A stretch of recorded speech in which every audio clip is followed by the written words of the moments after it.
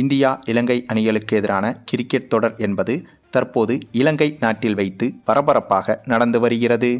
இலங்கை நாட்டில் வைத்து நடைபெறுவதால் சொந்த மைதானம் என்ற அட்வான்டேஜ் என்பது இலங்கை அணிக்குத்தான் இருக்கிறது. ஆனாலும் தற்போது வரை நடந்து முடிந்த போட்டிகளை வைத்து பார்க்கும்போது சொந்த மைதானம் அட்வான்டேஜ் என்பது இலங்கை அணிக்கு இருந்தாலும் இந்திய அணியின் கைகள்தான் இப்போது வரையிலும் ஓங்கியிருக்கிறது. அந்தளவுக்கு சமீபத்தில் நடந்து முடிந்த T20 போட்டிகளை பொறுத்தவரையில் இலங்கை அணியை தொடர்ச்சியாக வீழ்த்தி வருகிறது இந்திய அணி. அதுவும் இந்த இலங்கை தொடருக்கு முன்பாக நடைபெற்ற ஜிம்பாப்வே தொடரில் தொடர்ச்சியாக 3 போட்டிகளை கைப்பற்றி அந்த தொடரை முழுமையாக வெற்றி பெற்றிருந்தது இந்திய அணி.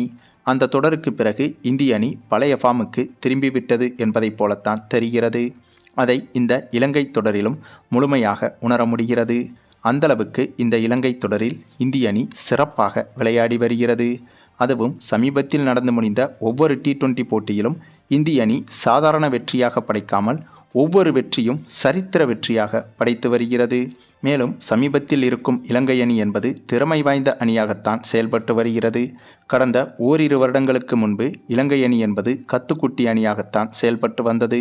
அதற்கு முன்பு 6-7 வருடங்களுக்கு முந்தைய இலங்கை அணி என்பது சங்ககாரா, ஜெயவர்தனே, மலிங்கா உள்ளிட்ட வீரர்களோடு ஜாம்பவான் அணியாக திகழ்ந்து வந்தது.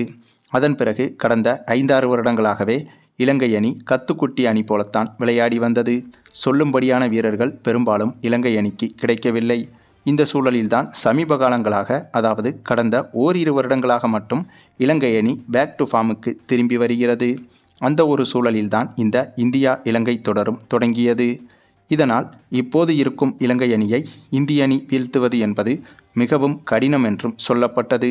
அதுவும் இந்த தொடர் முழுவதும் இலங்கை நாட்டில் வைத்து நடைபெறுவதால் சொந்த மைதானத்தில் இப்போது இருக்கும் இலங்கை அணியை வீழ்த்துவது என்பது மிகவும் கடினம் என்றும் சொல்லப்பட்டது. அதாவது இந்த தொடர் தொடங்குவதற்கு முன்பு இத்தகைய பேச்சுக்கள் பரவி வந்தது. குறிப்பாக இலங்கையின் முன்னாள் வீரர்கள் சிலரே வீராப்பாக வீரவசனமாக பேசி வந்தனர். தற்போதைய இலங்கை அணியை இந்திய அணியால் அவ்வளவு எளிதாக வீழ்த்த முடியாது என்று சவால் விடும்படியும் பேசி வந்தனர். ஆனால் அப்படிப்பட்ட சவால்களை எல்லாம் சரித்து காட்டும் அளவுக்கு சமீபத்தில் நடைபெற்ற தொடர்ச்சியான T20 போட்டிகளில் இந்திய அணிதான் வெற்றிகளை குவித்து வருகிறது. ஒரு போட்டியில் கூட இலங்கை அணி வெற்றி பெறவே கிடையாது. இந்த சூழலில்தான் சற்று முன் நடைபெற்ற மற்றொரு T20 போட்டியில் சாதனைகளுக்கெல்லாம் சாதனை, சரித்திர சாதனையாக ஒரு சம்பவத்தை இந்திய அணி செய்திருக்கிறது. ஆமாங்க, இந்த இந்தியா இலங்கை அணிகளுக்கு எதிரான இந்த ஒரு T20 மேட்ச் தொடங்கி டாஸை வென்ற இந்திய அணி முதலில் பேட்டிங் செய்வதாக முடிவெடுத்தது. அதனைத் தொடர்ந்து இந்த முறை அபிஷேக் சர்மாவும் சூரியவன்சியும் பேட்டிங் செய்ய களமிறங்கினார்கள். அதாவது ஓப்பனிங் இறங்கினார்கள். கடந்த சில போட்டிகளாகவே சூரியவன்சிக்கு ஓப்பனிங் வாய்ப்பு கொடுக்கப்படாமல் மற்ற வீரர்களுக்கு அந்த வாய்ப்பு மாற்றி மாற்றி வழங்கப்பட்டிருந்தது. அதாவது பரிசோதனைக்காக மற்ற வீரர்களுக்கும் ஓப்பனிங் ஸ்லாட் என்பது ஒதுக்கப்பட்டிருந்தது. இப்போது திடீரென இந்த போட்டியில் சோதனை முயற்சிகளை கைவிட்டுவிட்டு வழக்கம் போல சூரியவன்சியும் அபிஷேக் சர்மாவுமே ஓப்பனிங்கில் இறங்கினார்கள். எதற்காக இந்திய அணி திடீரென இந்த ஒரு முடிவை எடுத்தது என்பது அப்போது தெரியவில்லை. ஏனென்றால் இந்த இருவரும் ஓப்பனிங் இறங்கி இவர்கள் எதிர்கொண்ட முதல் பந்திலிருந்து இவர்கள் விக்கெட்டை இழக்கும் கடைசி பந்து வரையிலும் அதிரடியாக மட்டுமே தான் விளையாடினார்கள். இந்த இருவருமே ஒரு பந்தை கூட இவர்கள் விக்கெட்டை இழக்கும் வரை தடுப்பாட்டமே ஆடவில்லை. அதுவும் சர்வதேச கிரிக்கெட் போட்டி ஒன்றில் ஒரு டாட் பாலாக கூட ஆடாமல் ஒரு பேட்ஸ்மேன் அரை சதம் எடுத்ததே கிடையாது. குறிப்பாக T20 போட்டிகளில் அப்படிப்பட்ட ஒரு சாதனையை இந்த போட்டியில் 2 பேட்ஸ்மேன்களும் செய்திருந்தனர். அதுதான் பலருக்கும் வியப்பாக இருந்தது. ஓப்பனிங் இறங்கிய அபிஷேக் சர்மாவும் ஒரு பந்தை கூட டாட் பாலாக ஆடாமல் அரை சதத்தை கடந்துவிட்டார். அதே போல சூரியவன்சியும் ஒரு பந்தை கூட டாட் பாலாக ஆடாமல் அரை சதத்தை விரைவாக கடந்திருந்தார். இப்படியாக இந்த இருவருமே அதிரடியில் பின்னி பெடலெடுக்க அதற்கு பிறகு இந்த ஒரு போட்டியில் அடுத்த அதிசயம் ஒன்றும் நடந்தது.